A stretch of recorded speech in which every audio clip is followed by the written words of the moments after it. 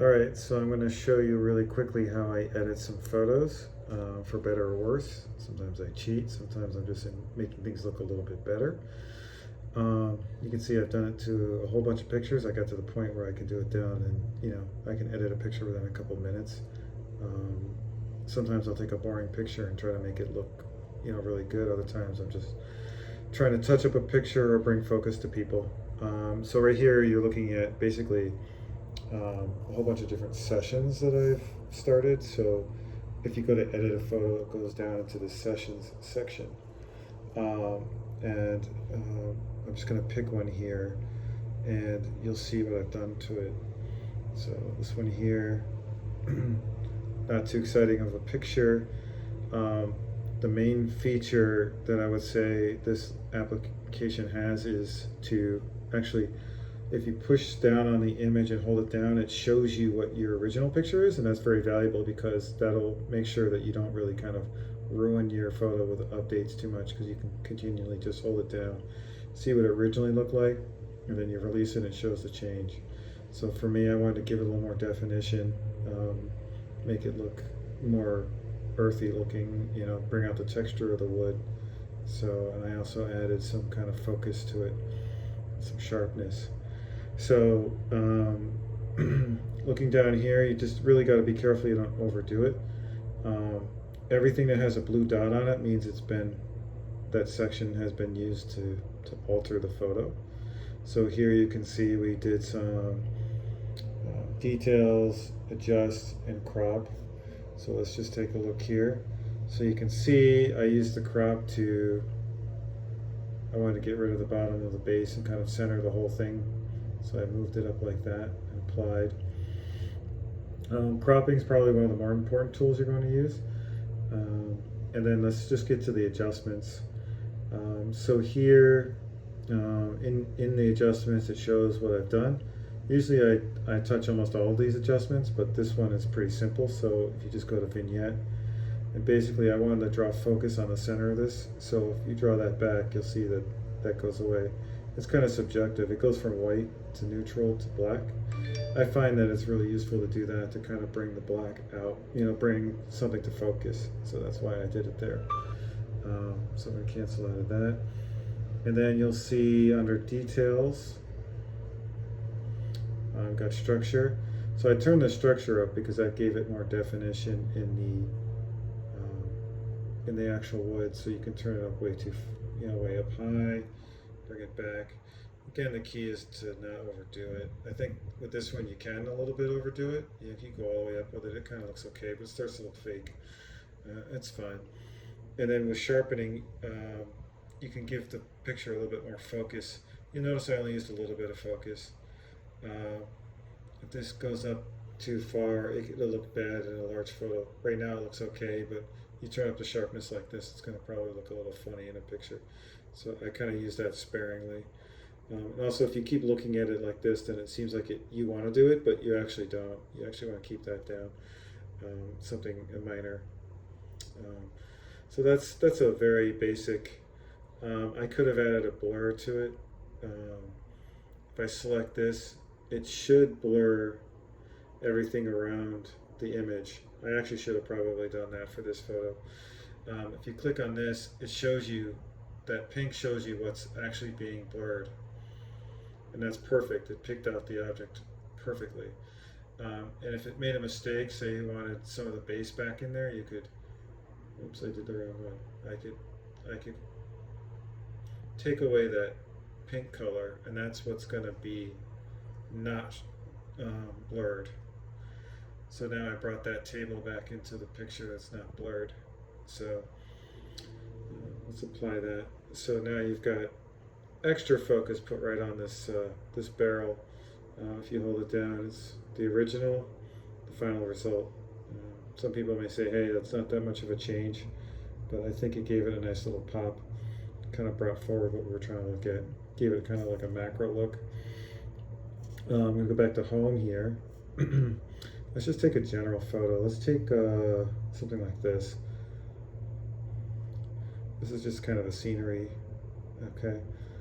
So a lot of people, the mistake they make is they just turn up, like, say, the vibrance or something. Let's see what I did on this one.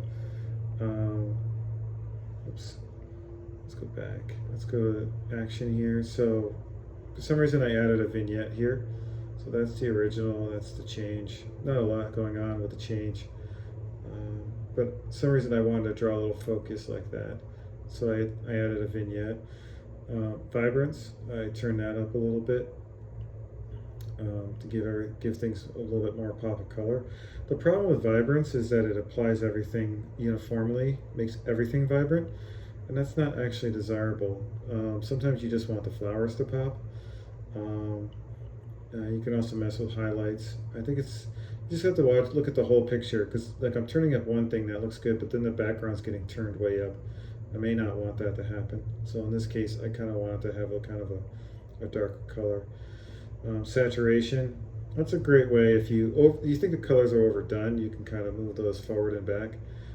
Say you ended up with something that looked like this, you could take the saturation and kind of dial it back to where it looks more realistic.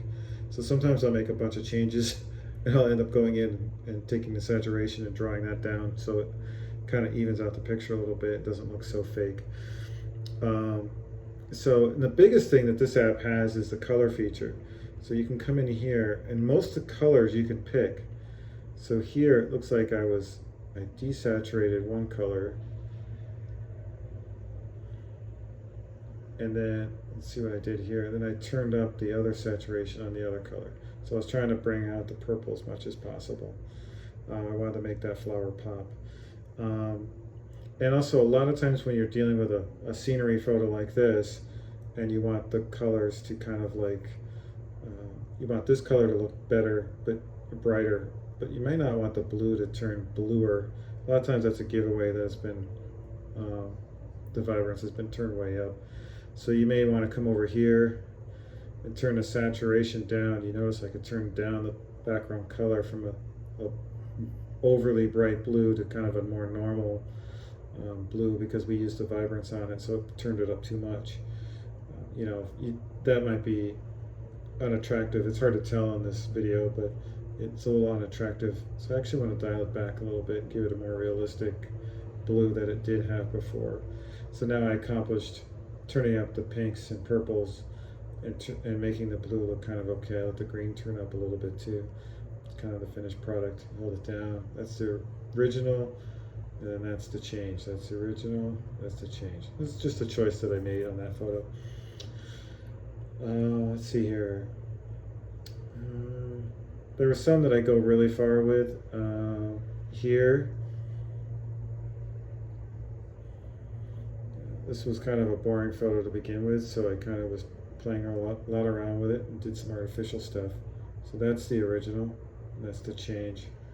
So here, there's a magic button here that tries to do things for you. You can give that a try, and if it doesn't look good, then just go ahead and turn it all the way down. Healing allows you to remove things from photos and maybe fix some things. I'll show you that in a minute. And then here I decided to add a sky, so I added a sky. And in there's a whole bunch of options. You can make it you can shift it in a direction. You can feather the edges. You can add a horizon. See the horizon going up and down. All that stuff can help you blend the photo, make it look a little bit better. You can add blue light to kind of give it like a cloudy day. You just have to be careful. You turn this up too much, it looks fake. But you get the idea. Let's see what else was done here. So it looks like there was some work with colors. Everything that has a dot means the color was altered to some degree. So you click on it, you can see that saturation was turned up. I was trying to make the orange yellow look as bright as possible. Let's look here. I added a vignette. For some reason I'm obsessed with doing that. I turned up the vibrance a little tiny bit. So you get the idea. And then once it's done, the photo's done, then you just hit export, and it'll export it as whatever you want. Basically 2 options actually. I would probably do JPEG unless you want that format that's not really necessary for other things. It's kind of like almost like it's the company is the video format, short video format. Um, all right, so let's take an example of something that was edited out. Let's see here. Okay, so let's take a look at this. Now, if I hold that, like I said, if you hold down the thumb, it shows you the original. You can see there's an object on the beach. It's not a big deal. That could have stayed, but I decided I didn't want it there. And I also decided that I wanted it to be a little bit more orangey, kind of sunsetty, because a lot of photos that are really good have a strong contrast between blues to orange and reds, or a pop of red. And also, taking the photo with the camera is not going to kind of show that beautiful sunset very well, so I tried to improve upon it a tiny bit. Again, I only spent about a minute or two on this, so that's how quick it is to edit these things. So that's the after. So you'll see before there's stuff on the beach, after there isn't. So let's see here. There's a heal tool, and that's the one that allows you to take things out of the photo if you want. So it's hard to do this with one hand, but let me see here. So if we zoom in, with using your fingers, you can zoom in. See, I can use that to heal or restore means get rid of the healing. So let's get rid of it. I think it was around here somewhere. See, there's the object. I just drew the object back in. Now, if I used heal, the key is to highlight the whole object. So I switch it to heal, and then I can kind of go like this, and it should take it away. It's not perfect, but it does a good job. And when you scroll back to the original photo, hopefully it took it out. I do this all the time with dog leashes. I feel like the dog leashes just kind of waste. Dog leashes just don't look good in the photo, so I just take them out. And then in here, you know, I used the magic. I used heal, colors. I played with the colors. Looks like I took the red and I turned the saturation up so it looks more red in here, brighter red. And you just play around with them and see. Again, literally like 1 or 2 minutes on photo tops, and you can get most of it done. I turned the structure down because I think I was trying to desaturate it a little bit, but I also sharpened it at the same time. So, you know, it's just different things that you do. It takes practice. Let's see here. Oops, I don't know which one I clicked on. Let's go to, let's see if I have anything else that's worth showing. Okay, so here, it's a good photo to begin with. I edited this one in a few ways. I decided I wanted sky in there. I know that's cheating, but I added a sky. That's what the original photo looked like. I wanted some sky in there, so I put it in there. It's not 100%. I also shifted it a little bit so it's off to the side. Not necessary, but it's something I wanted to see what it would look like with it, and I decided to keep it. I did some structure. I turned up the structure. I did a tiny bit of sharpening. And this one I think let's see here, let's go to adjust.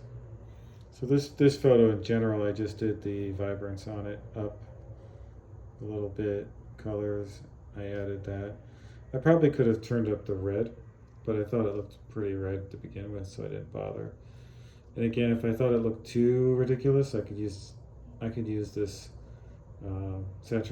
overall saturation tool to make it either black and white or move it into some point where the color looks realistic. If I go too far the other way, you can start to see what happens. It just looks really stupid. So that's why you have to be careful with your color and saturation. And you want to be careful that you saturate particular colors. Like I think in this one, if I were to do anything ridiculous, I would probably go to the colors in the red, and I would bring the saturation up on that. Oops. I did the wrong thing here. Saturation. Turn that up. So now it makes the flags look extra. I could have done that, but I decided not to in that photo. It's the normal color. But again, it looks okay for it to be extra. That looks believable to me. Anyway, that's a quick demo. Let's see if there's anything else. just real quick.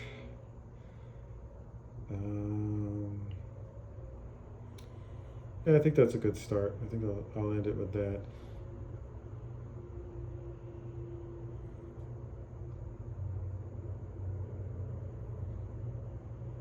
Here I probably enhanced the purples, things like that. So anyway, that's it for now. Bye.